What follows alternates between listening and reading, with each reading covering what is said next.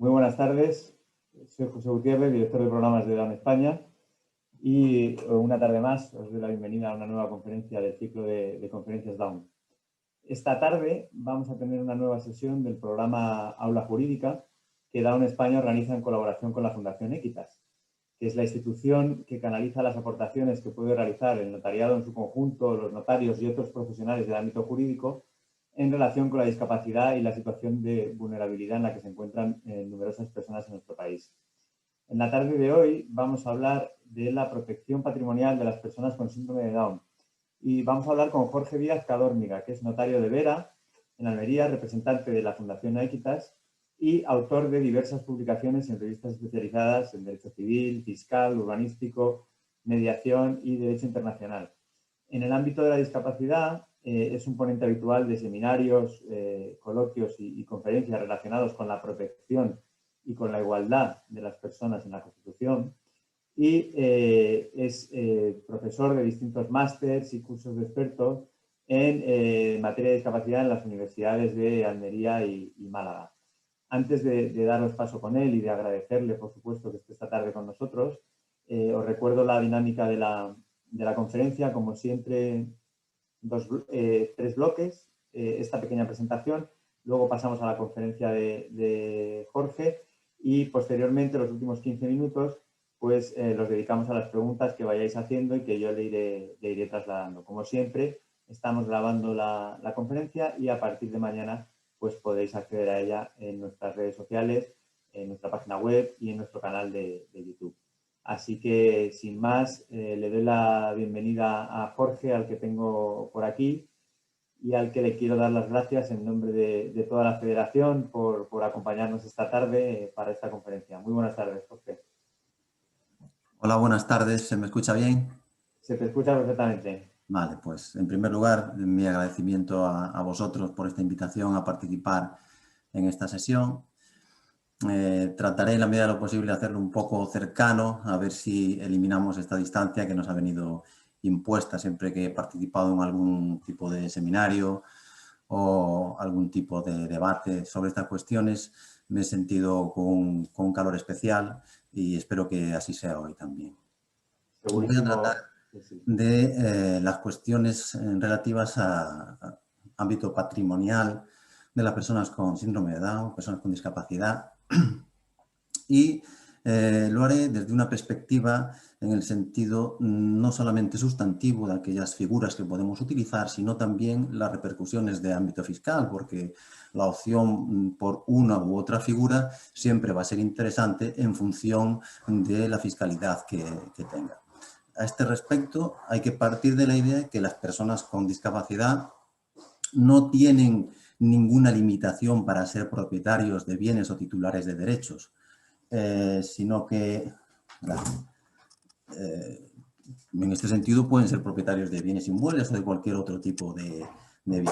Pero lo cierto es que la existencia de determinados tipos de limitaciones o restricciones a la hora de proceder a su transmisión hace que digamos, aquellas familias cercanas, sus padres, vean con un cierto disfavor la posibilidad de hacer una transmisión de determinados activos patrimoniales a favor de la persona con discapacidad. ¿Por qué? Porque en el momento de venderlo no se encontrarán con determinadas dificultades y si necesitan realizar este acto de disposición tendrán que acudir al concurso de la autorización judicial. ¿Esto qué quiere decir? Que si yo establezco unas determinadas restricciones de una persona para realizar un acto de disposición o la existencia de un requisito de la autorización judicial para la venta, pues el bien de esta persona acaba valiendo menos. ¿Por qué? Porque el tráfico jurídico inmobiliario no entiende de esperas, sino que se realizan los actos de disposición, es un tráfico fluido, la gente no espera y si no puede comprar este, compra el otro. Entonces, establecer un determinado requisito de una necesidad de autorización judicial para la disposición, lo que hace es genera un minusvalor en el bien y entonces, pues en definitiva, aunque no tengan una limitación para adquirir determinado bien inmueble, en la práctica sí se le impone por la vía indirecta de la inconveniencia de poner el bien a favor de esta persona.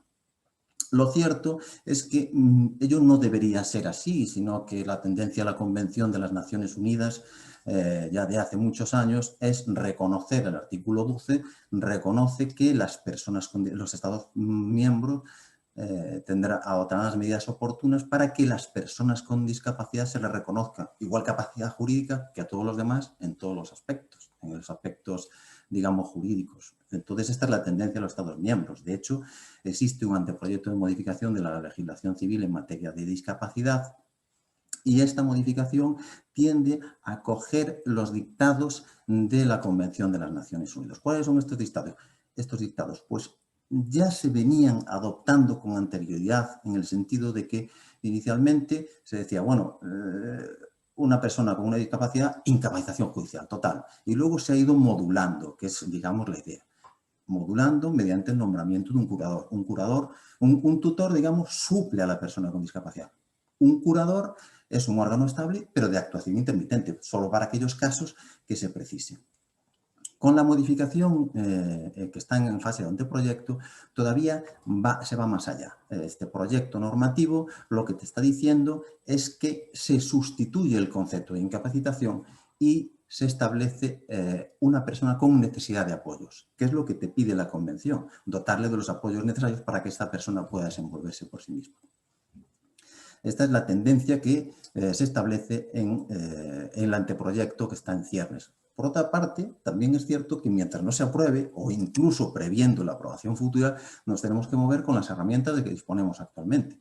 Y nos encontramos con que esta persona necesita atender unas necesidades futuras, es una realidad la supervivencia de las personas con discapacidad a sus padres y también es conveniente la toma de decisiones por ambos padres o por el último que sobreviva. Estas son unas cuestiones interesantes. Si me da tiempo, haré también una referencia a cuestiones sucesorias, que es interesante realizar el planteamiento de las personas que en su seno familiar tengan alguna persona con síndrome de Down. Empezaremos con determinadas medidas que se pueden adoptar en sede patrimonial, como son los seguros de dependencia, las rentas vitalicias, hipoteca inversa, contrato de alimentos o patrimonio protegido.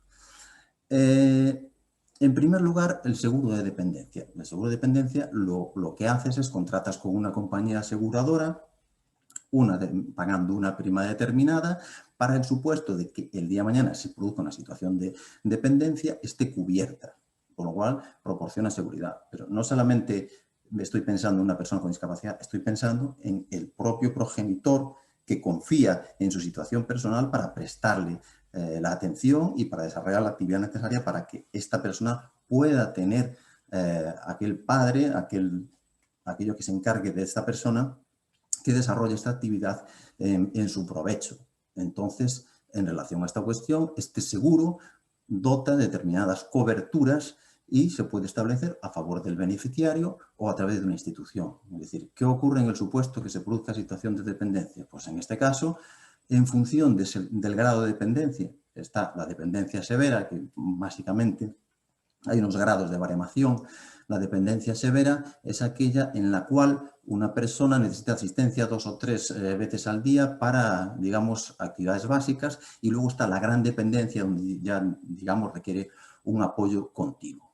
Pues en el caso de dependencia severa, en el supuesto de gran dependencia, pues se establece determinados servicios objeto de cobertura como ayuda a domicilio, la asistencia, asistencia en urgencias, y en el supuesto de que se produzca una gran dependencia, se establece una renta mensual vitalicia. En eso es interesante el seguro. También tiene una fiscalidad muy atractiva el seguro de dependencia. El seguro de dependencia, las aportaciones que se realicen mediante primas de estos seguros gozan una bonificación en la base imponible en relación a las aportaciones, con el límite de 8.000 euros anuales. ¿Esto qué quiere decir? Pues esto quiere decir que si yo gano 30.000 euros, por poner un ejemplo, y tengo que pagar el 30% de esos 30.000 euros anuales, pues si realizo una aportación a este seguro de dependencia con el límite de 8.000 euros, imaginemos los 8.000 euros, reduzco, digamos, el dinero que se supone que he ganado, entonces en vez de pagar por 30.000,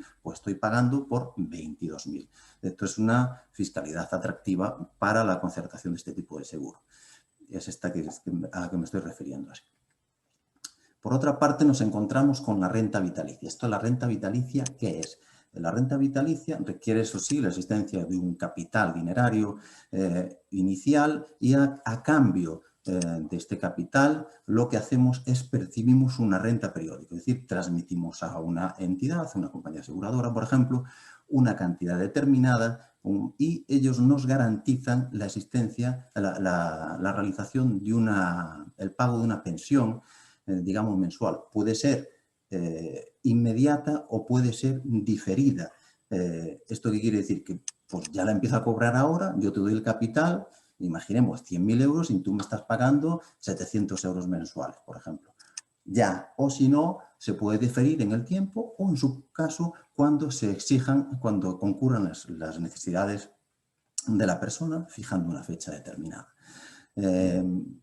Normalmente suele hacerse con un complemento de seguro de vida. Siempre se hace con un complemento de seguro de vida. ¿Esto qué quiere decir? Claro, imagínate que yo hago una aportación de una cantidad de dinero de 100.000 euros a cambio de la percepción de una renta periódica. Entonces, pero cojo y me muero a los 2 meses. Pues si me muero a los 2 meses, al final he perdido los 100.000 euros. No, porque se hace al mismo tiempo un seguro de vida. Y entonces designo los beneficiarios y además ellos van a cobrar esos 100.000 euros más una cantidad, una determinada renta, no suele ser muy elevada, pero que pagan la compañía aseguradora. Los factores para percepción de la renta van en función de la edad, del sexo, la esperanza de vida. En este caso, aquí todavía existe una discriminación hasta que el gobierno a lo mejor pues, quiera reducirla, no por nada, sino porque hay un factor real que la esperanza de vida es mayor en las mujeres que en los hombres.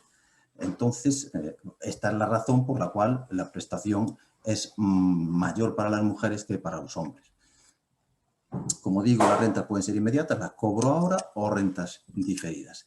La gestión de las rentas también se puede encomendar a un tercero, es decir, si esta persona no tiene, digamos, las facultades suficientes para realizar la adecuada gestión, pues nombra un tercero que se encargará de asumir el destino de estas para subvenir a las necesidades de la persona que lo necesita. Esto es lo que estaba diciendo. En función de la edad del hombre y la mujer, veremos en función de lo que se está aportando, por ejemplo, lo que está, el importe de la pensión que se está abonando. Veréis que va en función de la edad, evidentemente, y del sexo, por lo que estaba comentando. Tiene una fiscalidad, a lo mejor veis este cuadro, os parece un poco complejo, ¿no? Pero bueno, claro, si yo aporto una determinada cantidad y luego el día de mañana cobro una renta mensual, pues de esa renta, digamos, la parte que, digamos, he ganado respecto al aportado está sujeta a tributación. En función de los años que tenga, se considera como que el importe percibido es menor. Realmente lo que se trata es de favorecer la existencia de estos complementos, en realidad son complementos a pensiones públicas.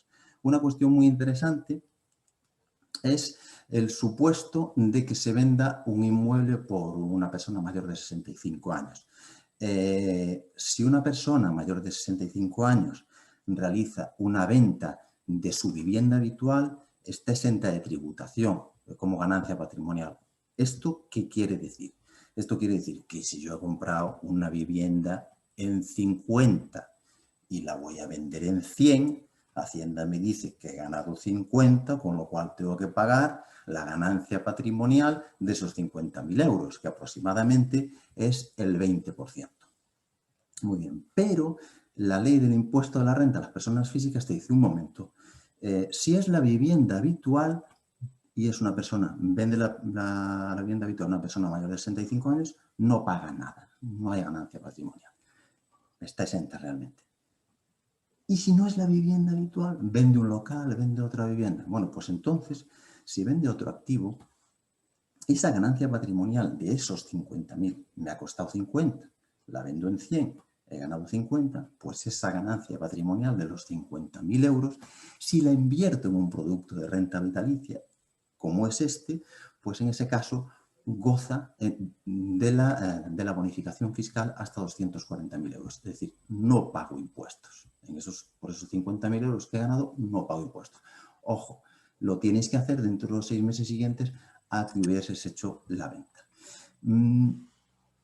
Hay una opción también que es no realizar la aportación de un capital determinado, es decir, los 100.000 euros, los 120, la renta vitalicia, sino a realizar la aportación de un bien inmueble. Yo aporto un bien inmueble y a cambio tengo una pensión, o a cambio tengo un cuidado.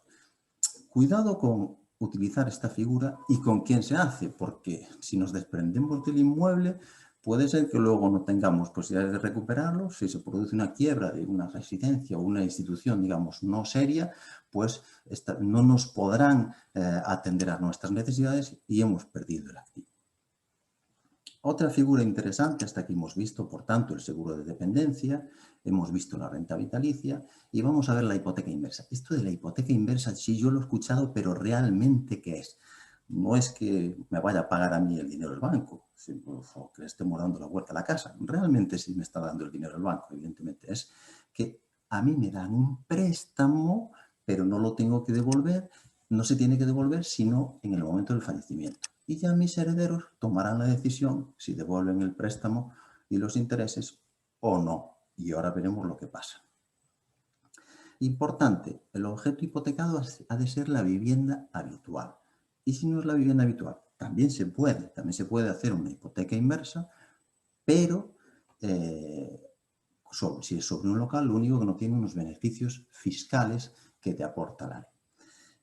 Importante, si hacéis una hipoteca inversa. Esto es lo más importante de todo. Si yo hago una hipoteca inversa, pues yo tendré una tasación de mi vivienda. Por ejemplo, hace mi tasación de mi vivienda en 200.000 euros, por poner un ejemplo. Y entonces dice, bueno, con una vivienda que vale 200.000 euros, nosotros te vamos a dar 100, por poner un ejemplo, ¿vale? Y esto vamos a percibir un importe, unos intereses del 5% anual, por poner un ejemplo, ¿no? Entonces, si a mí me dan los 100.000 euros de repente, el primer año voy a deber 100 más el 5%, 105.000 euros. Pero el siguiente año voy a deber 100.000 más el 5% de los 100.000 que he pagado, es decir, sobre los 105.000 vuelvo a calcular el 5%, 107.500 o lo que sea. Y luego, entonces, esto crece de forma exponencial. Mucho cuidado, yo no recomiendo hacer una hipoteca inversa y recibir la totalidad del importe, sino utilizarla como un crédito, como solamente voy disponiendo del capital, solamente voy pagando intereses del capital de que dispongo. Es decir, yo dispongo de una parte mensual y solamente pago mi dinero de ese importe mensual. Mis 1.000 euritos, mis 500 euritos, lo que yo necesite.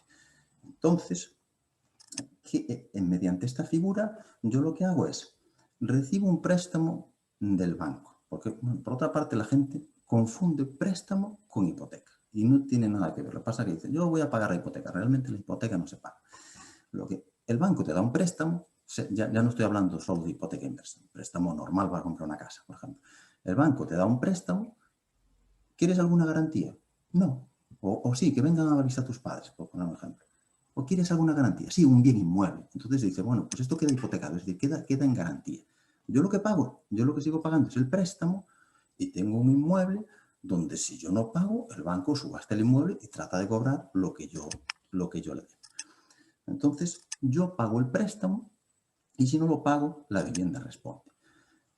Esto igual en la hipoteca inversa. Lo único que el banco me da el dinero al principio o me va dando la totalidad o me va dando, que es lo que yo recomiendo, parte del importe y lo único que no se produce el vencimiento porque no pague alguna cuota, porque todo se debe al final.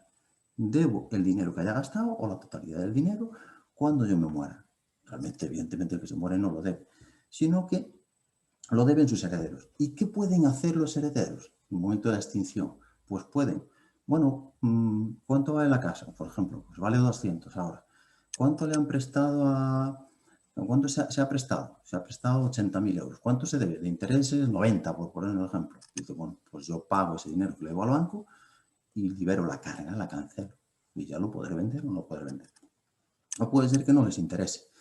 Entonces, solamente se responde, si no les interesa pagar la deuda, se responde de la deuda solo hasta los bienes de la herencia. Realmente, la figura lo que debería haber hecho solamente se responde con el bien hipotecado, no con los bienes de la herencia, porque puede haber más. Digamos, debería haber ido un poco más allá, porque aparte que las compañías, las entidades bancarias que dan este tipo de productos suelen ser bastante cautelosas y no te dan el 80%, por ejemplo, el valor de tasación. Si a lo mejor se van al 60% o algo así, pues entonces también debería responder solamente como el bien hipotecado, pero no es así. Por otra parte, para gozar de los beneficios que establece la ley, tanto el solicitante como los beneficiarios han de ser o bien mayores de 65 años o persona con una discapacidad del 33%. Claro, la ley habla de que tienen que tener, es una cosa muy curiosa, más de 65 años o este grado de discapacidad, tanto el solicitante como los beneficiarios. Es decir, yo lo que puedo hacer es una hipoteca gravando un inmueble y digamos que el dinero lo vaya a percibir mi hijo que tiene una determinada discapacidad, por ejemplo, u otra persona. Pero si el hijo que tiene la discapacidad es el beneficiario, pero el solicitante no ha cumplido los 65 años, no tienen ese beneficio fiscal. Me parece un error de la ley, esperemos que algún día se corrija. Por otra parte, esas hipotecas han de concederse por entidades serias, entidades de crédito, compañías aseguradoras, no uno de estos chiringuitos financieros, está muy regulado. ¿Y cómo se hace? Pues se hace una escritura, se inscribe en el registro de la propiedad y exige que esté tasada por una entidad del mercado hipotecario, que tenga una tasación oficial. Aquí he hecho una tabla orientativa en el supuesto de que se conceda una hipoteca inversa y se pida, digamos, el pago de una prestación mensual, pues también se establece una diferenciación entre los hombres y las mujeres, valor del inmueble, etc. Y esto, lo que habíamos visto, la renta vitalicia a cambio de transmisión del inmueble, que es lo que yo no recomiendo, porque nos desprendemos del inmueble, pues la diferencia, como vemos, entre hombres y mujeres. ¿Cuál es la diferencia entre la renta vitalicia y la hipoteca inversa? Renta vitalicia, transmitiendo el inmueble a cambio de percibir una determinada cantidad periódica, y la hipoteca inversa. Pues aquí vemos las diferenciaciones. Básicamente, en la renta vitalicia ya he transmitido la propiedad. Claro, a cambio no pago los gastos, no pago la comunidad, no pago el IBI, etc. Bueno, pagaré, digamos, los gastos, pero sin embargo se hace la renta vitalicia. Algunas compañías que lo hacen es, bueno, tú nos transmites la vivienda, pero te reservas el usufructo. El usufructo quiere decir que vas a vivir ahí. Esto sí es una figura también interesante si se hace con una entidad seria. Es decir, no me desprendo de todo, sino que tengo el uso. Y el beneficio es que puedo seguir utilizando la vivienda. Si se trata de una persona con discapacidad, pues también está adaptada. Y en el caso de la hipoteca inversa, yo conservo la propiedad, lo único que la tengo en garantía de un préstamo que me ha dado. Pero en cualquier momento puedo cancelar la hipoteca y vender el inmueble. A continuación, pasamos a otra de las figuras, que es el contrato de alimentos. El contrato de alimentos, ¿qué es? Pues es aquella figura por la cual una persona se obliga a proporcionar a otra vivienda, manutención, asistencia de todo tipo durante su vida, a cambio de la transmisión de un capital en cualquier clase de bienes y derechos. Es decir, normalmente se hace, yo he estado en Asturias se hacía bastante, ¿no? En el vitalicio, en Galicia también. Se hace la transmisión, normalmente se hacía la transmisión a un hijo, en aquel caso. Se hace la transmisión de una propiedad y a cambio este tenía que cuidar, digamos, a los padres y se establecía, digamos, este gravamen. ¿Y quiénes lo hacen? Pues el alimentista es aquella persona que recibe las atenciones. Es decir, yo lo que puedo hacer es hacer la transmisión de una propiedad mía a un tercero para que éste se ocupe de él y aunque el bien sea mío, por ejemplo, del padre, yo le hago la transmisión a un tercero, imaginemos un primo, pero las atenciones, el derecho a alimentos, las atenciones, las necesidades vitales, la va a percibir mi hijo discapacitado. O sea, no tiene por qué el que transmitir el bien percibir los rendimientos, percibir, digamos, la atención, sino que normalmente es a favor de un tercero. Aunque también se puede establecer por una persona con discapacidad, con todos los requisitos, el problema de los actos de disposición. Y el alimentante, por lo tanto, es aquella persona que recibe el bien y está obligado a prestar estos alimentos en el sentido amplio. Porque ¿qué prestación tiene que ser? pues no se establece una cuantía determinada, sino que el Código Civil te dice, pues depende de las necesidades y de las necesidades del alimentista, perdón, que es la persona que lo recibe, y de las posibilidades, la situación, en ese caso, del alimentante. El capital transmitido puede ser cualquier tipo de bienes o derechos, puede ser un bien inmueble, pueden ser acciones, puede ser de todo.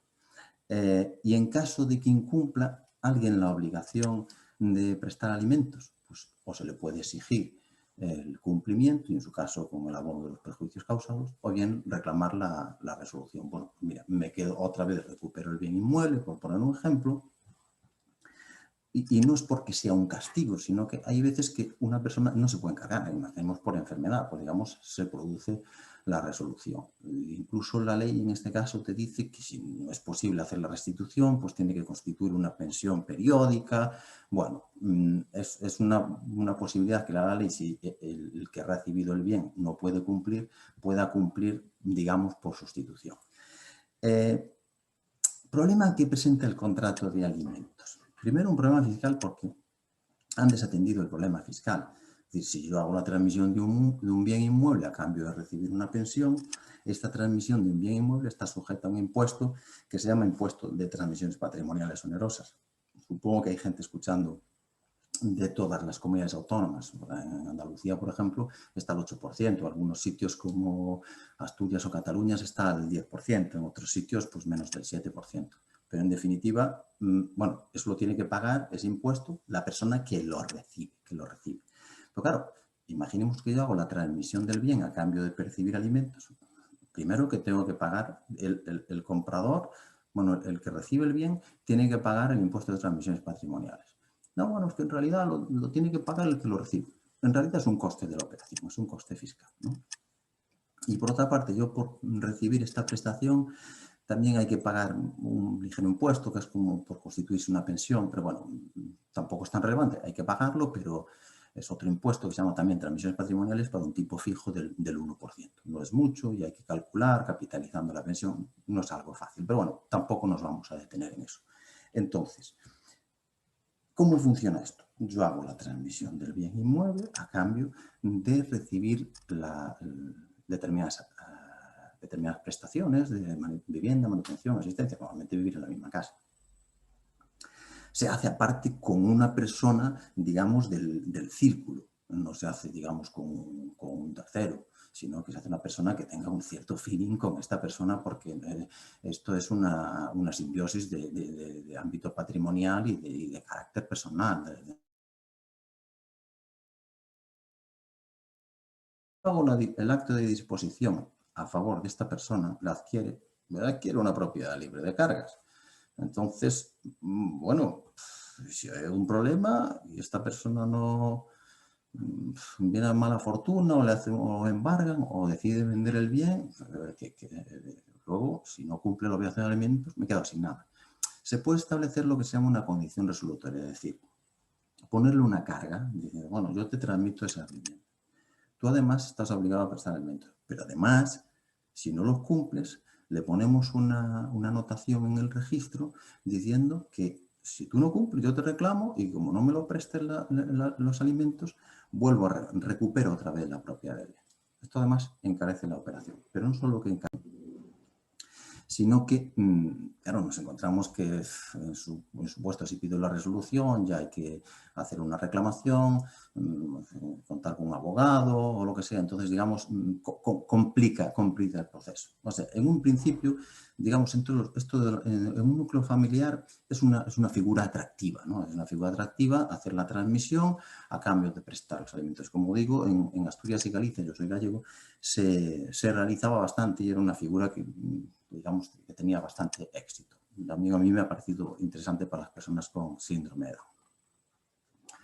Otra figura interesante es el patrimonio protegido. El patrimonio protegido, ¿qué es? Bueno, digamos, es una hucha donde se va metiendo, digamos, determinadas cantidades de dinero o todo tipo de bienes a favor de una persona con discapacidad. No se requiere incapacitación judicial, sino una discapacidad psíquica de igual o superior al 37% o física o sensorial igual o superior al 65%.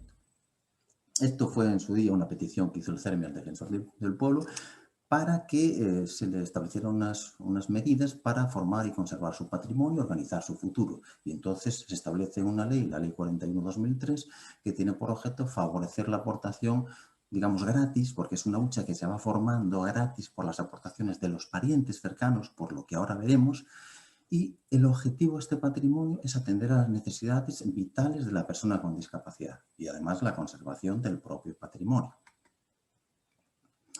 ¿Qué es entonces el patrimonio protegido? ¿Cómo lo podemos definir? Pues es un patrimonio de destino. ¿Por qué? Porque es un patrimonio tendente a atender las necesidades vitales de la persona con discapacidad. ¿Qué son las necesidades vitales? Hombre, también te querrá irse de vacaciones. Es que muchas veces la agencia tributaria es un poco rácana en considerar las necesidades vitales. Y esto es importante porque la ley te dice que si no lo destinas a la finalidad, que es atender las necesidades vitales o mantener su productividad, es decir, digamos, para que no se deteriore el patrimonio, pues en este caso te quedas sin los beneficios fiscales que ahora veremos. Yo entiendo que irse de vacaciones tenemos derecho a todo, es una necesidad vital. Por otra parte, es un patrimonio separado. ¿Por qué? Porque es un patrimonio que tiene su propio régimen de administración y disposición, que ahora veremos. Veremos también el tema de la responsabilidad de las deudas, porque algunos piensan que al ser un patrimonio protegido no responde de las deudas de la persona con discapacidad, y sí responde de las deudas de la persona con discapacidad. Entonces, ¿esta protección qué es? Pues que hay un determinado control en la administración y venta de los bienes que estén aquí, y hay, digamos, una tutela pública en el sentido de que se le conceden beneficios fiscales. ¿Quién interviene en el patrimonio protegido? Como hemos dicho, la persona que tenga este tipo de discapacidad que hemos puesto ahí, psíquica igual o superior al 33%, física o sensorial igual o superior al 65%. ¿Quién lo puede constituir? Lo puede constituir la propia persona con discapacidad, siempre que tenga capacidad de obra suficiente. ¿Tiene capacidad de obra suficiente? ¿Recordáis el artículo 12 de la Convención de las Naciones Unidas? Los Estados miembros tendrán que adoptar las medidas necesarias para reconocer que las personas con discapacidad tienen la misma capacidad jurídica que los demás en todos los aspectos de la vida. Sí puede. Los padres, tutores o curadores, el guardador de hecho, o también un tercero si le hubiera pedido a las anteriores que lo hubiera hecho y esto no lo hubieran, aportando bienes. En el caso de constitución por un tercero no es frecuente, aparte por el tema de la fiscalidad. ¿Y cuáles son los órganos de administración y de control de este patrimonio? Pues los que se designen cuando se constituye. Pues va a administrar esta persona, va a administrar este patrimonio esta persona o la propia persona con discapacidad, con los apoyos necesarios que en su caso sean necesarios, oportunos. No pueden ser, no pueden administrar el bien aquellos que no puedan ser tutores. Bueno, ¿quién no puede ser tutor? Aquel que no esté en el pleno ejercicio de sus derechos civiles. ¿Y el discapacitado está en el pleno ejercicio de los derechos civiles? ¿Volvemos otra vez al artículo 12 de la Convención? Evidentemente, se ha de reconocerse la capacidad jurídica de los demás, igual que los demás, en todos los aspectos de la vida. Entonces, necesitará apoyos, que es lo que te dice la Convención. Pero en todo caso, hay que reconocerse la posibilidad de realizar actos de administración, porque es la forma, además de participar en la sociedad. ¿Qué mayor participación es que realizar la administración de su propio patrimonio? Por otra parte, ¿qué tipo de bienes? También la ley dice, bueno, tienen que ser bienes adecuados para satisfacer las necesidades, pero realmente cualquier bien puede atender a la necesidad. Un bien inmueble. ¿Puede aportarse un bien inmueble con una carga, con una hipoteca? Hombre, sí, evidentemente, si el valor del inmueble es menor que la carga, sí se puede. Suficientes. Bueno, no hay límite de aportación. El límite no lo va a dar los beneficios fiscales que ahora veremos, porque es interesante por los beneficios fiscales que te va a dar. Este es un patrimonio de ahorro, pero un patrimonio de gasto en el sentido de que ha de atender a las necesidades de la persona con discapacidad. Es gratuito, es decir, yo lo aporto gratis. El padre, la madre, lo puede aportar el abuelo, el hermano, y no a término. Es decir, no llega un momento y dice, oye, que yo te lo aporto hasta tal fecha y luego lo recupero. Aquí, Santa Rita Rita. ¿Cómo se constituye? Se constituye una escritura. El año pasado hice yo una consulta para la posibilidad de hacer, porque claro, cada aportación se constituye en escritura pública, donde se establece el órgano de administración, de control y los bienes que se aportan. Pero tú vas haciendo aportaciones anuales, que es lo interesante por lo que ahora veremos. y cada vez que se realicen aportaciones es necesario cumplir el requisito de la escritura pública. Claro, esta familia lo que quería hacer era realizar la aportación de un porcentaje anual, un 11%, por ejemplo, porque hay un beneficio fiscal y si tú te pasas, pierdes ese beneficio fiscal a partir de ahí. Entonces, cada año le aporto un 11% del bien inmueble. Entonces yo le dije, bueno, si ya dejamos fijado en la escritura inicial que se puede aportar, que se va a acabar aportando el 100%, pero si no se dice nada en contra, se aporta un 11% anual, vale ese como requisito de cumplimentado de la exigencia de escritura pública para las aportaciones sucesivas.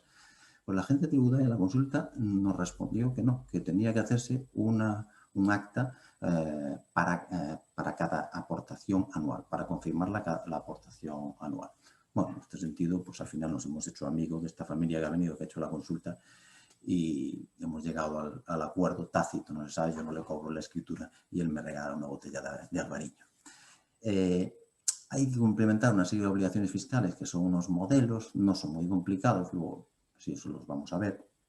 Y este patrimonio protegido se hace constar en un registro de la propiedad, o en su caso de gestora de fondos o acciones, si realiza una aportación de este importe. Se hace, digamos, una anotación en los registros. No es obligatorio, pero si se hace la aportación, no es obligatoria la inscripción en el registro, por ejemplo, esta familia que digo que iba a aportar un 11% anual, dice, bueno, pues ya en vez de estar inscribiendo todos los años el 11%, cuando lo aporte totalmente al patrimonio de esta persona con discapacidad, el 10%, pues a partir de ahí ya lo inscribo el 100%. ¿Cómo se gestiona el patrimonio protegido? Como digo, hay que atender las necesidades vitales de la persona con discapacidad o mantener la productividad. La administración, bueno, para los actos de venta hace falta aquella autorización judicial para vender, es decir, para aquellos supuestos que el tutor necesita de autorización judicial. En el anteproyecto ya no se habla de tutor, se llama de curatela. Y en el caso de que sea una figura similar a la del tutor por el tema del grado de discapacidad, al curador le llaman curatela representativa, no digamos asistencial, sino representativa. Pues este curador el día de mañana o el tutor necesita autorización judicial para vender. Pero si esta persona con discapacidad tiene capacidad de obra suficiente, pues no es necesaria autorización judicial. Basta con esta preste el consentimiento. Importante. Si se realiza un acto de disposición de estos bienes aportados, se pierden los beneficios fiscales concedidos, aunque no es disposición, digamos, la sustitución de elementos. Por ejemplo, si yo tengo un local, pues acabo, lo permuto por otro del vecino y me sigue a lo mejor dando más rendimientos, el otro está alquilado, pues evidentemente es un cambio, Y hay que tener en cuenta que en la redacción inicial no se contenía la dicción que está contenida ahora a partir de una ley del año 2009 que dice, esta ley del 2009, que no es disposición el gasto de dinero para necesidades vitales, porque la agencia tributaria decía que el acto de el gastar el dinero era un acto de disposición. Hombre, es un acto de gasto, ¿no? De disposición para atender necesidades vitales. Entonces, ¿cómo nos vamos a manejar con el patrimonio protegido? ¿Para qué me sirve, no? No, bueno, es que tú lo que puedes hacer es gastarte los intereses que te produzcan o, digamos, el importe del alquiler, pero no el dinero que hayas ido aportando. Y esto es importante porque si cuando tú constituyes un patrimonio protegido o realizas una aportación, durante los 5 años siguientes no puedes disponer de esta aportación, ¿eh? No puedes disponer porque pierdes los beneficios fiscales. Entonces el tema es, bueno, pues yo aporto, no sé, 10.000 euros, no se lo puedo gastar. Antes la agencia tributaria te decía que no te podías gastar los 10.000 euros. Y luego encima controla el destino, si lo has destinado a necesidades vitales. Entonces, como digo, esta ley dijo, bueno, el gasto de dinero no es disposición, siempre que se haga para atender a necesidades vitales.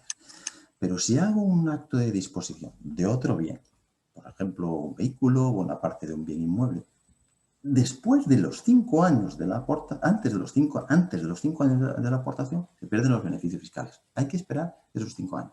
Como digo, salvo que se cambie que sea un cambio de cromos o que cambie unas acciones por otras, por ejemplo. Y lo que antes decía, responde el patrimonio protegido de las deudas de las personas con discapacidad Bueno, pues la gente dice, bueno, pues hombre, si es protegido, pues evidentemente no responderá. No, sí responde de las deudas a las personas con discapacidad. De las deudas de la persona que lo recibe, digamos, del beneficiario. Realmente, esta era una cuestión que algunos criticaban porque decían, pues realmente pues, no gozaba de ninguna protección. Un compañero mío, Carlos Marín Calero, especialista en cuestiones de patrimonio protegido, decía que él entendía que lo mejor era que no respondiera que sí respondiera, perdón, de las deudas con la persona con discapacidad. ¿Por qué? Porque él lo que tenía es la plena integración de la persona con discapacidad en la vida social. Y entonces tú dices, si le decimos que su patrimonio no responde de sus propias deudas, ¿quién va a querer contratar con él? No puede desarrollar ninguna actividad profesional. ¿Por qué? Porque ya lo estamos diferenciando.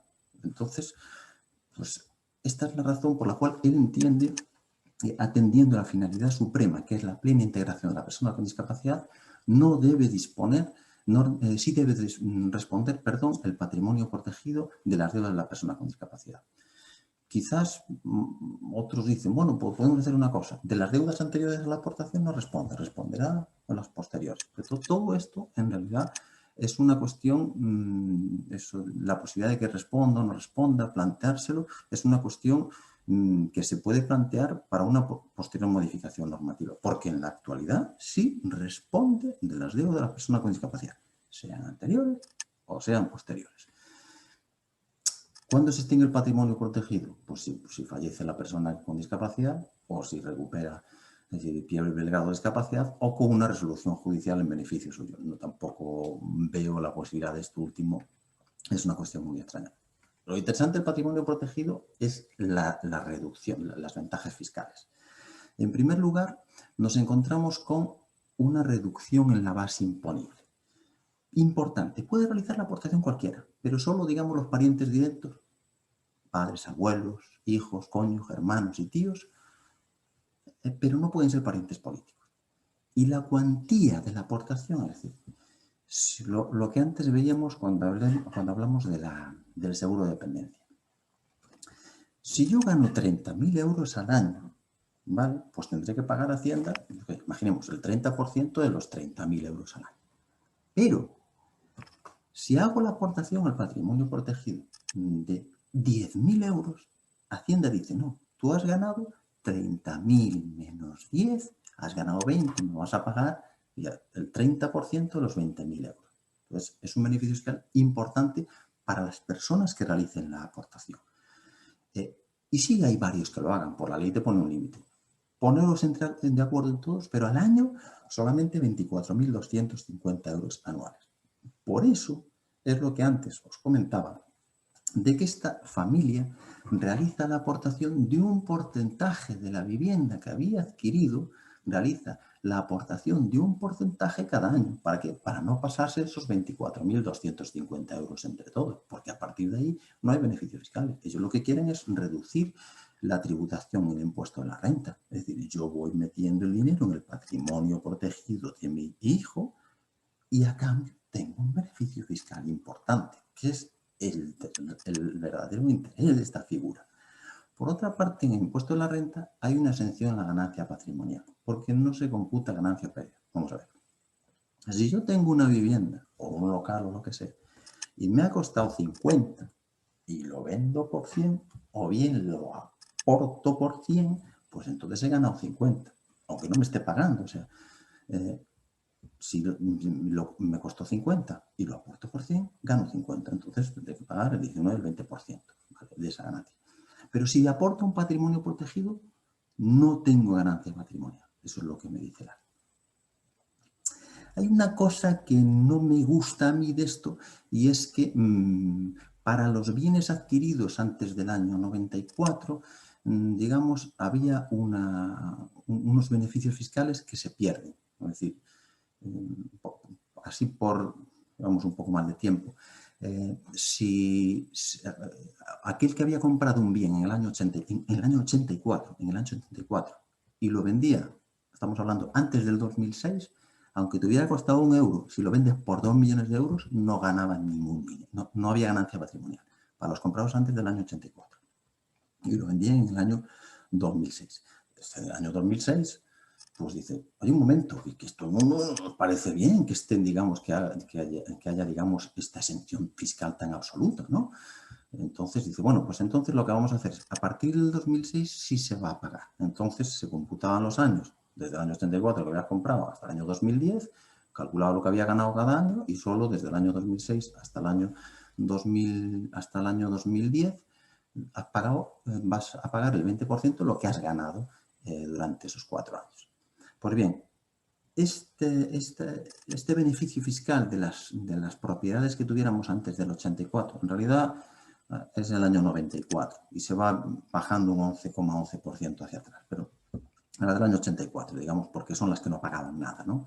Pues, pero si la aporta un patrimonio protegido, digamos, pierde ese beneficio. Y aún encima, si luego se vende, se parte del valor que tenía anteriormente. Es decir, yo tengo una vivienda que me ha costado, de aquella del año 84, me ha costado 3.000 euros, por poner un ejemplo.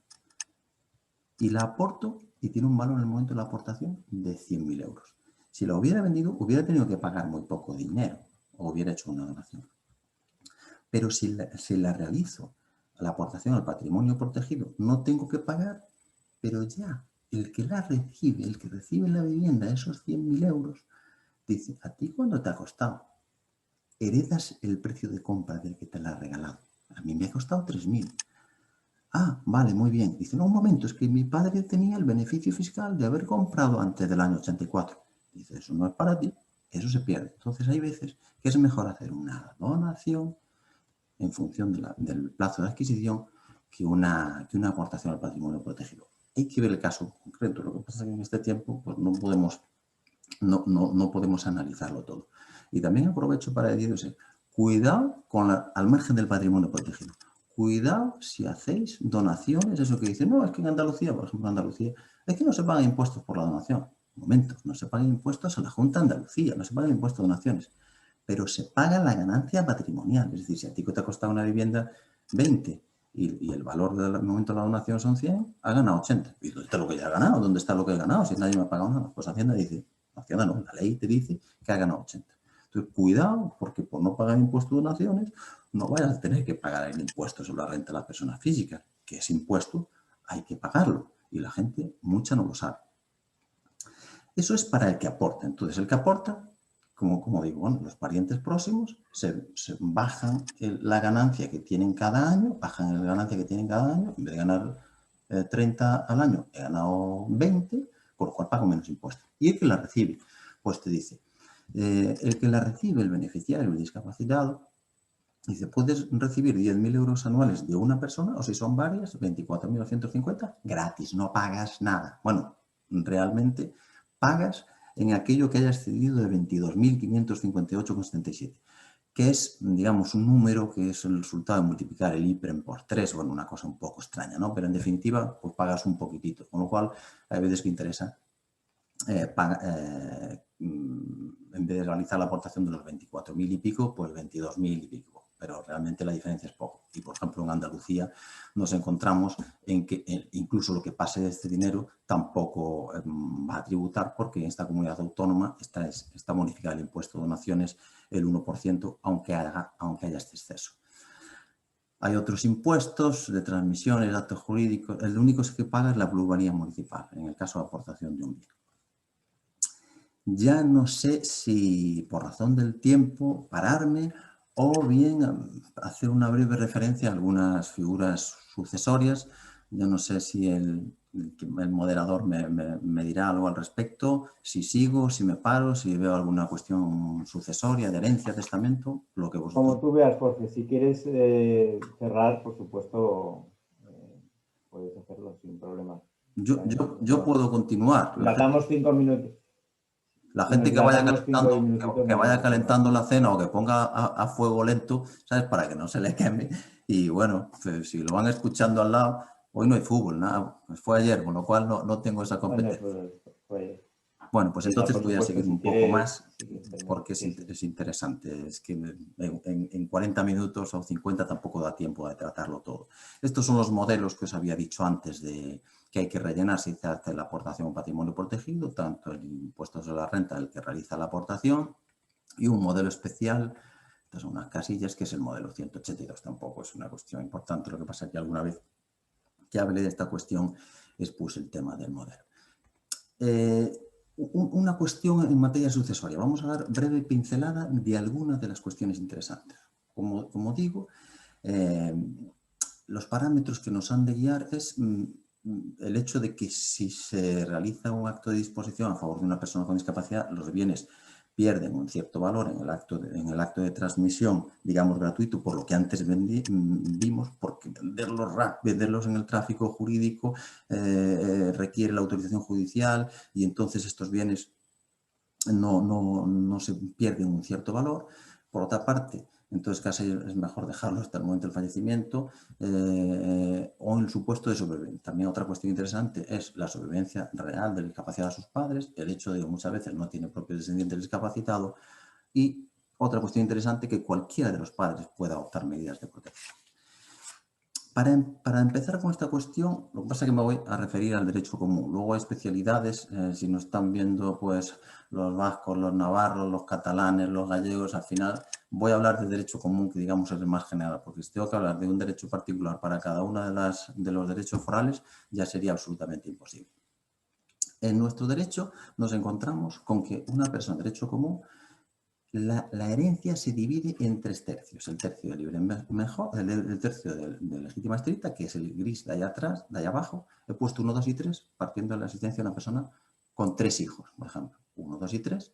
Esto tiene que ir a los hijos, necesariamente a los hijos, y entre ellos a partes iguales. Segundo, el tercio de mejora, que es el que tengo rayado, y entonces ese tercio de mejora rayado en gris tiene que ir a los hijos o a los nietos. Y de entre ellos, ya como quiera, puedo dejárselo a quien mejor, por eso lo puedo mejorar. Y el de libre disposición lo puedo dejar a quien me dé la gana. Normalmente, evidentemente, va a un familiar. Hay que partir de este. Luego están aquellos, me acuerdo cuando estaba yo en Asturias y entonces me vino uno a decir, quería dejarle en el testamento 1/3 a mi primo Eustaquio porque cuida las vacas, otro tercio a mi primo Sebastián porque siempre se ha portado muy bien conmigo, otro tercio a la tía Joaquina, pues no sé, otro tercio a mi amigo Pedro, otro tercio. Ya cuando iba por el 6.º tercio le dije, no serán muchos tercios, dice, es que también es mucha finca. Bueno, he hecho este breve paréntesis que me hizo mucha gracia aquí en la anécdota asturiana. Lo cierto es que hay unas figuras interesantes. En primer lugar, la institución fideicomisaria. No se vayan todavía a por la cena, ¿no? Porque a pesar de que este nombre es de difícil digestión, en realidad se puede resumir de una forma muy fácil. Disfruta de todo mientras vivas.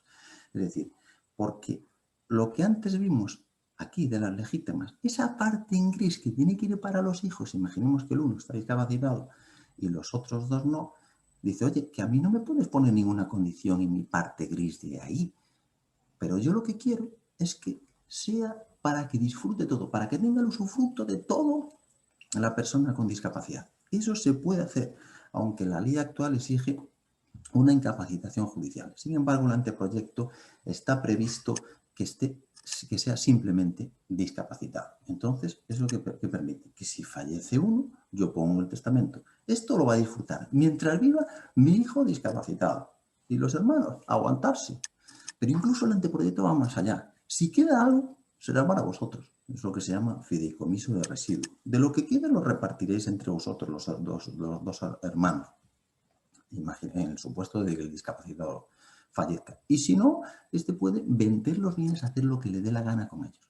Esto es en el texto del anteproyecto, porque en la situación que hay actual, realmente tiene derecho a disfrutar, pero realmente es dudoso que pueda vender. Todavía no hay un pronunciamiento a este respecto. Incluso puede establecerse con una condición el beneficio de los 2 hermanos que habíamos visto, uno de ellos si cuida de este. Tenía yo aquí un ejemplo, pero ya vamos mal de tiempo. Y no les quiero interrumpir la cena. Otra cuestión es la sustitución ejemplar, que en un momento desapareció el anteproyecto y nosotros nos asustamos. Esto es la sustitución ejemplar, ¿qué quiere decir? El testamento es un acto personal, es decir, yo no le puedo hacer un testamento a mi vecino, no le puedo hacer testamento a otra persona, es un acto personalísimo, no se puede delegar en otro, aunque como le pasó a un compañero mío, decía, don Mariano, el testamento se puede cambiar, sí, el testamento se puede cambiar, es un acto esencialmente revocable, es unilateral, depende de la voluntad. Vale, muy bien, vengo a cambiar el testamento de mi hermano, ese no lo puedes cambiar. Entonces, esto es un punto de partida. El testamento tiene que hacerlo uno mismo. No le puedo hacer yo el testamento a otra persona. Pero si tengo un discapacitado, bueno, se suprimió inicialmente en el texto del anteproyecto y se ha recuperado. Es la posibilidad de hacerle testamento al hijo discapacitado para el supuesto que él no lo pueda otorgar, nombrarle a aquellos que van a ser los herederos. Incluso se planteaba, oye, y una cosa, solamente va a ser respecto de los bienes, solamente de los bienes que le dejes tú, es decir, si el padre le ha dejado algo, pues solamente esos bienes, o si tiene más, también le puedo nombrar sustituto. Pues en una sentencia del Tribunal Supremo dice, comprende todo.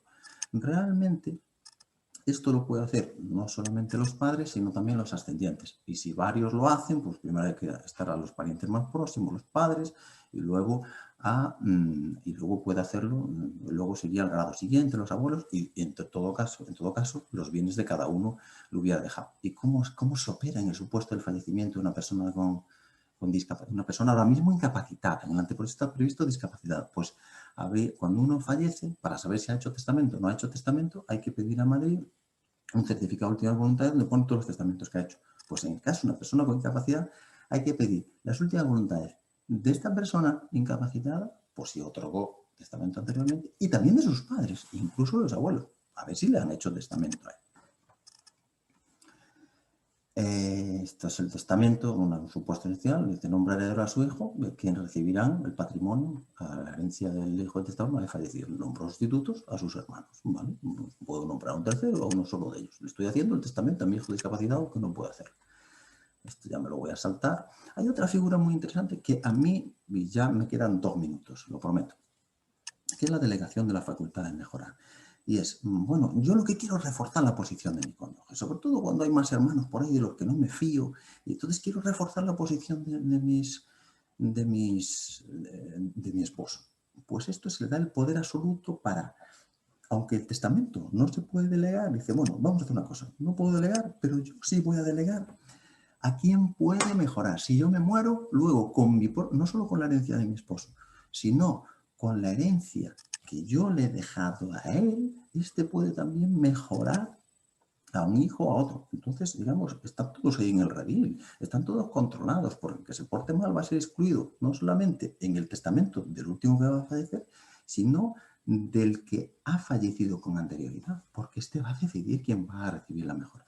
Importante, hay que poner en el testamento, porque si no se dice el plazo para realizar esa mejora, son 2 años desde la fecha del fallecimiento, salvo que se diga más. Entonces, lo normal es la delegación de la facultad de mejorar, es decir, la facultad de mejorar a uno o el otro se puede hacer durante toda la vida del cónyuge.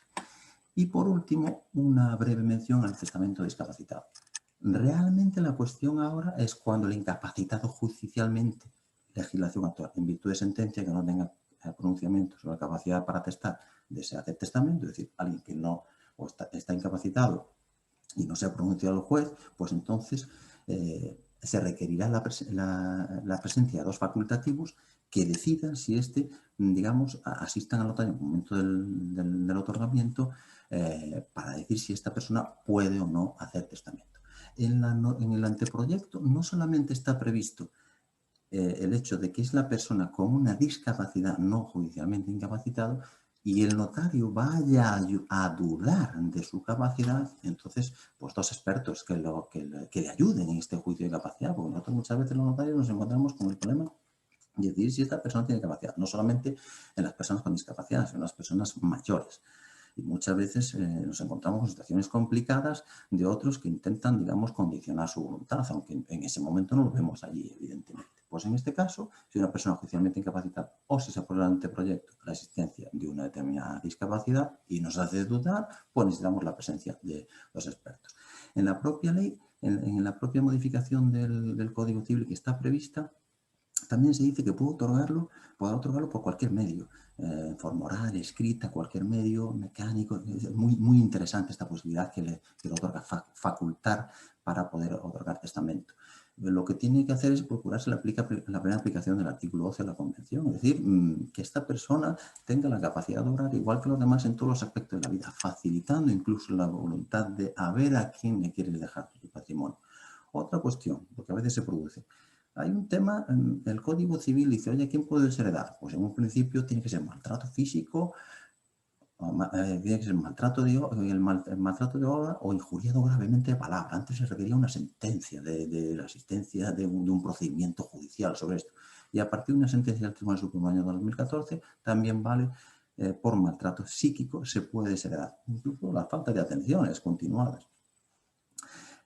Por último, tener en cuenta que no puede ser heredero el tutor. Hay veces que nosotros queremos que sea heredero el tutor, pero realmente no puede serlo, salvo que sea descendiente, es decir, hijo, ascendiente, padre o madre, cónyuge, hermano o hermana. Pero fuera de ese círculo, como nombre a un primo, y si el primo es tutor y el nombre heredero, pues no podrá ser heredero, porque el código establece un condicionante para que no pueda ser heredero esta persona. Y bueno, hasta aquí hemos llegado, así que doy por concluida mi intervención. Muchas gracias y lamento tanto esta demora en el tiempo que estaba previsto. Muchísimas gracias, Jorge, y por supuesto no hay nada que lamentar, porque bueno, cuando un tema es interesante, además había que dejarlo cerrado con ese apartado de sucesiones, que habíamos comentado que seguro que era muy interesante para las personas que están esta tarde con nosotros. Si te parece, bueno, como hay muchas, bueno, nos están dando las gracias y diciendo que cómo lo pueden ver los que han llegado tarde, como comentábamos al principio, pues lo hemos grabado y a partir de mañana estará en nuestro canal de YouTube y en enlaces en nuestra página web y en nuestras redes sociales. Si te parece, te hago algunas preguntas muy concretas, porque no podemos entrar en todos los casos particulares. Lo que sí recordamos es que en la página web de la Fundación Equitas hay un foro para hacer consultas específicas y también en nuestra página web de Down España hay un enlace a este foro. Nos preguntaban si el patrimonio protegido debe estar inscrito en el registro civil y las aportaciones sucesivas también, y quién debe hacer este registro. Si el notario, los tutores. Realmente el propio notario es el que hace la notificación al Ministerio Fiscal y se hace la anotación también en el registro civil. Son unas cuestiones formales en las que no había entrado. Al respecto, he de decir que en el anteproyecto de ley está pensado la creación de un libro especial, un libro único de personas a cargo de los registradores de la propiedad y mercantiles, donde se vayan anotando todas aquellas condicionantes de estas personas con discapacidad, no solamente el patrimonio protegido, sino cualquier condicionante a la capacidad. A mí no me parece que sea el sitio idóneo donde deba ir, digamos, estos datos, digamos, de carácter sensible, sino que el lugar adecuado para hacerlo constar sería en el registro civil cualquier restricción de la capacidad, que aparte que la tendencia por parte de las Naciones Unidas es precisamente lo contrario, es una tendencia a que ocurra lo contrario, es decir, no establecer ningún tipo de limitación, no establecer ningún tipo de mácula a estas personas, sino simplemente equipararlo igual a todos los demás. Y como te digo, en relación al patrimonio, por eso que no me parece un lugar adecuado para la constancia. Alguna restricción de la capacidad, sobre todo de personas vulnerables, pues que conste el registro civil, acá un tema secreto, datos muy sensibles. Y como te digo, el patrimonio protegido ha de comunicarse también al Ministerio Fiscal y todas las aportaciones sucesivas que se realicen anualmente. Nos preguntan también, en un caso un poco más particular, pero creo que puede ser interesante, en el caso de que haya un divorcio y se haga el testamento a favor de la hija o el hijo con discapacidad, ¿la herencia irá a un hermano o una hermana si lo tiene o irá a la pareja, al padre, madre, aunque estén divorciados? Vamos a ver. Si el cariño desciende, asciende y se expande. Entonces primero heredan los hijos o nietos, luego heredan los padres o abuelos y luego hereda el cónyuge, ¿vale? Y luego, después del cónyuge, heredan los hermanos. Entonces, claro, si no tiene descendientes y en el momento del fallecer han fallecido sus padres, pues entonces hereda el cónyuge. Pero si no, pues el cónyuge tendrá un derecho de usufructo.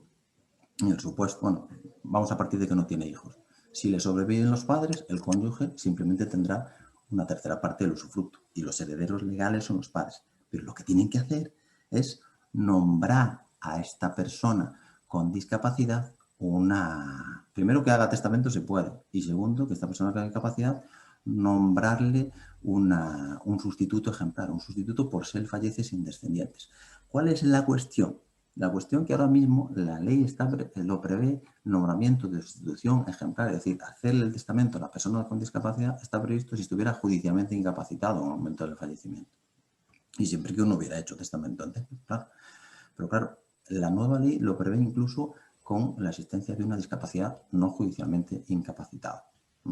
Entonces, es recomendable, pues digamos, hacerle testamento. Y como digo, si tiene hijos, heredan los hijos. Si tiene padres, heredan los padres con un pequeño derecho de usufructo de los padres. Pero si no tiene, hereda el cónyuge. Si no ha hecho testamento, ni le han hecho testamento. Hablando del tema de testamentos, nos preguntan si es conveniente especificar en los mismos que las propiedades que se dejan a la persona con discapacidad se incluyan en el patrimonio protegido. ¿Puedes repetir?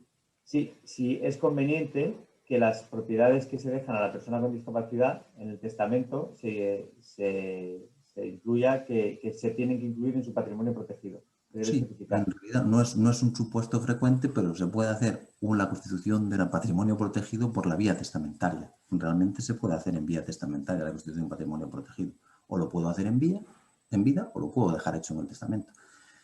Con estos bienes se realiza la constitución del patrimonio protegido. Se puede hacer. Si no se hace la aportación en vida.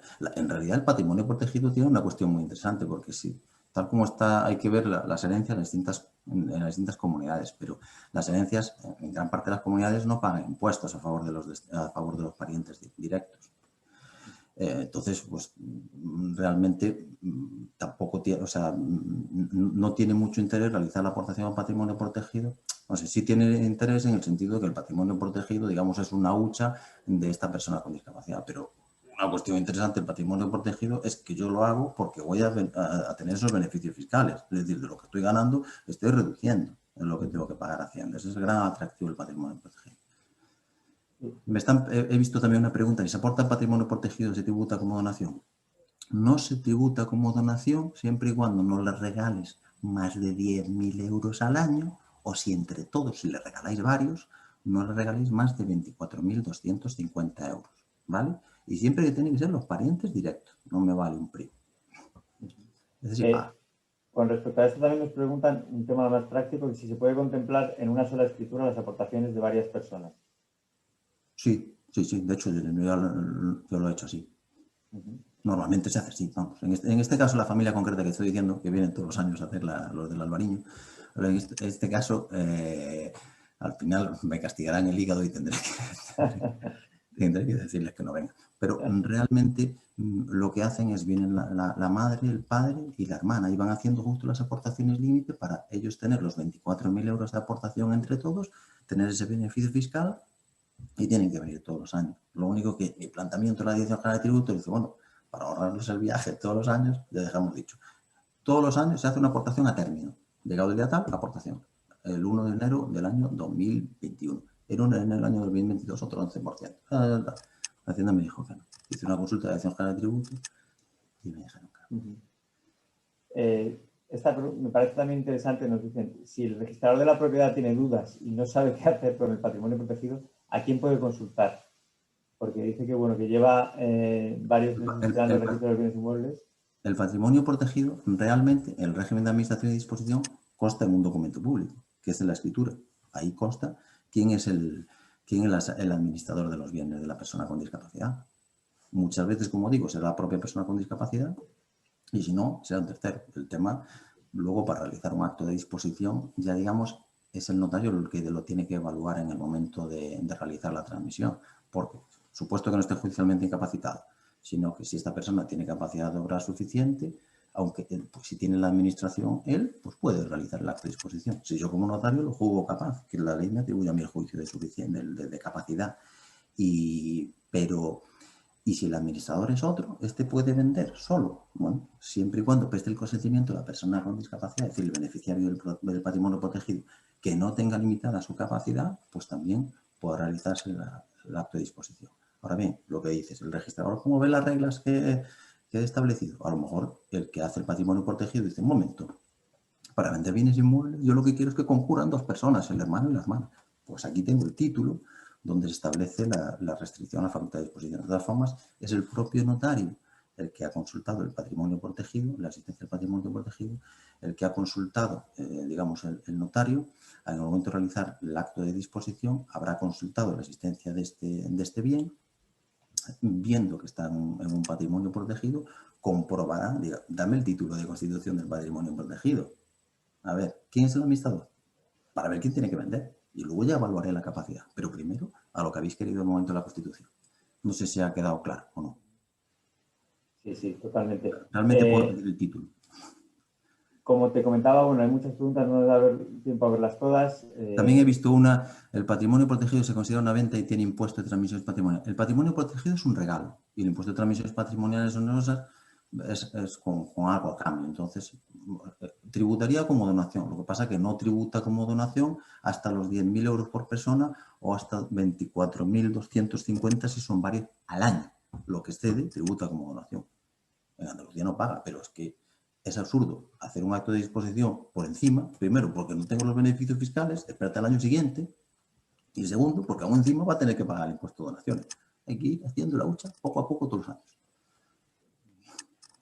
Si te parece, Jorge, me gustaría trasladarte para concluir una reflexión que nos hace un padre. Como sabes, bueno, pues en Down España buscamos la inclusión de las personas con síndrome de Down en todos los ámbitos y la reflexión que hace este padre es que con los hijos que no tienen discapacidad este tratamiento de protección patrimonial se da menos que con los hijos que tienen discapacidad.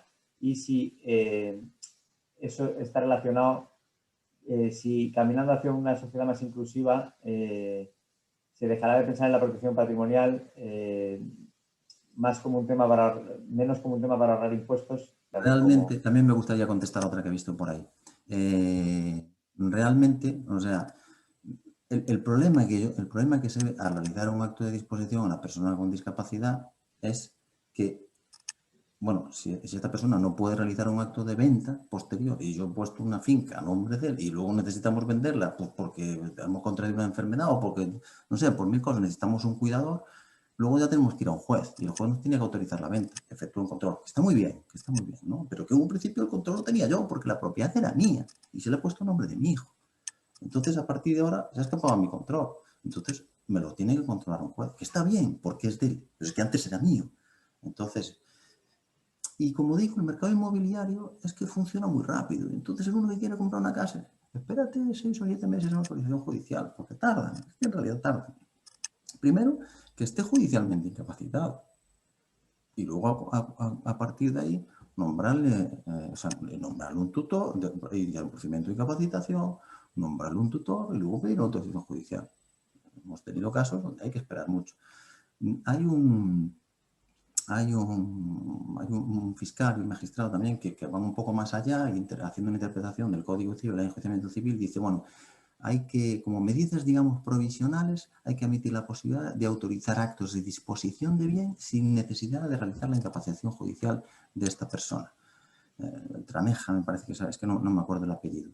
Y Cristóbal Fábregas, que es un fiscal, me parece que lo conoces, ¿no? Que ha colaborado con nosotros. Ellos van con esta postura. Yo alguna vez lo he utilizado realmente. Hemos estado todos hablando, hemos hablado con el juez, hemos hablado con el registrador, esto se va a hacer así. Sí, pues en unas medidas está, pero realmente te tienes que estar ahí buscando unos recovecos ahí que no te da la ley, ¿no? Y todo eso es, o sea, el problema de poner un bien a nombre de una persona con discapacidad, pero luego si se necesita para vender, que pierde valor, es que realmente pierde valor. Créeme que pierde valor, porque ese es el problema que hay ahora. Por eso hay esa reticencia a ponerlo. Y el tema del patrimonio protegido, bueno, el patrimonio protegido, bueno, vamos a hacerle una hucha, porque en la realidad tendrán mayores necesidades. Independientemente de la plena inclusión, no podemos negar que tendrán mayores necesidades. Entonces, digo, pues hacemos esa hucha y aún encima el gobierno me ayuda a hacer esa hucha, porque, digamos, me exime del pago de determinados impuestos. Entonces, ese dinero que le iba a pagar a Hacienda, ahora se lo meto de la hucha a mi hijo. A mí me parece interesante. Hay otra persona que ha dicho que había aportado al patrimonio protegido un inmueble y tuvo que pagar dinero, ¿no?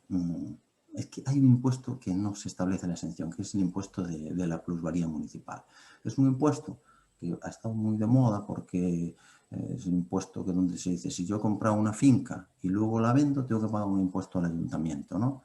Y entonces, ese impuesto, ¿cómo se calcula? Es un porcentaje del valor catastral multiplicado por el número de años que lo haya tenido el inmueble. A partir de ahí se saca un valor y se le aplica un tipo de gravamen y sabe lo que tengo que pagar. Es un impuesto, digamos, objetivo.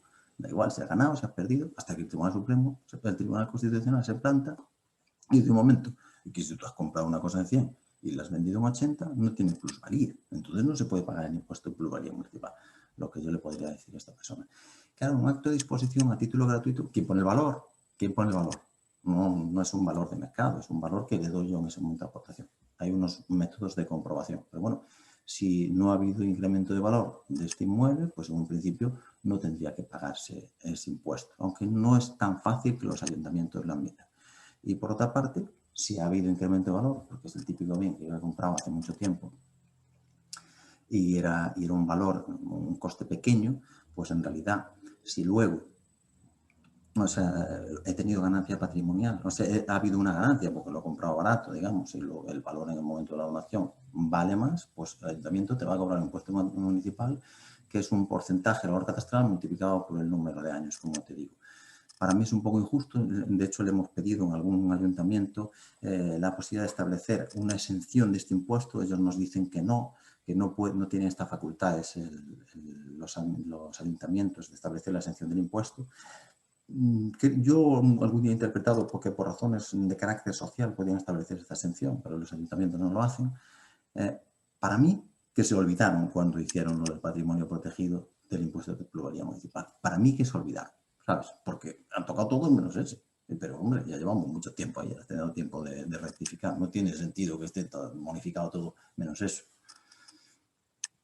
Pues, Jorge, como ves, bueno, hay muchísimas preguntas y dudas sobre estos aspectos jurídicos, lo que demuestra pues, la necesidad de este tipo de conferencias.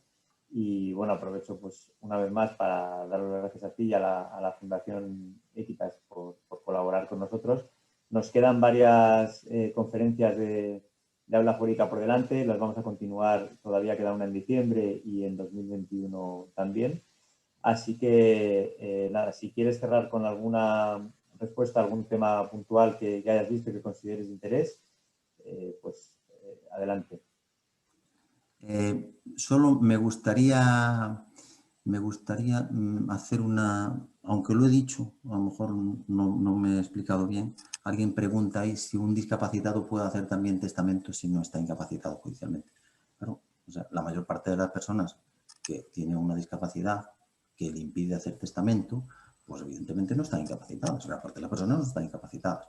Si está incapacitado judicialmente, se requiere la presencia de facultativos. Y si no, pues entonces lo tiene que evaluar el notario. Si esa persona tiene esa discapacidad, tiene capacidad suficiente para otorgar un testamento. Pues nosotros es un tema muy complejo en ocasiones. ¿Por qué? Porque nosotros no somos médicos. Entonces yo incluso lo utilizo mucho con las personas mayores. En el tema del ACM utilizo el denominado el test de las fotoláminas. No sé si lo conoces. Es un test muy sencillo, donde aparecen unos zapatos, una trompeta, tal. Entonces tiene que ir recordando nombres de mujeres, tal. Pero a veces lo utilizo, ¿por qué? Porque yo no sé lo que hacer. Y un compañero mío me recomendó eso y un poco la forma de evaluar la capacidad, porque muchas veces es difícil. Entonces, cuando yo tengo dudas, ¿no? Pero yo no quiero es perjudicar a la persona que quiera hacer testamento, sino realmente evitar que aquella persona a quien va a favorecer al hacer testamento, porque es su voluntad, no se vea sometido a una impugnación posterior de alguien que se aprovecha y dice, es que el testamento era nulo porque no tenía capacidad.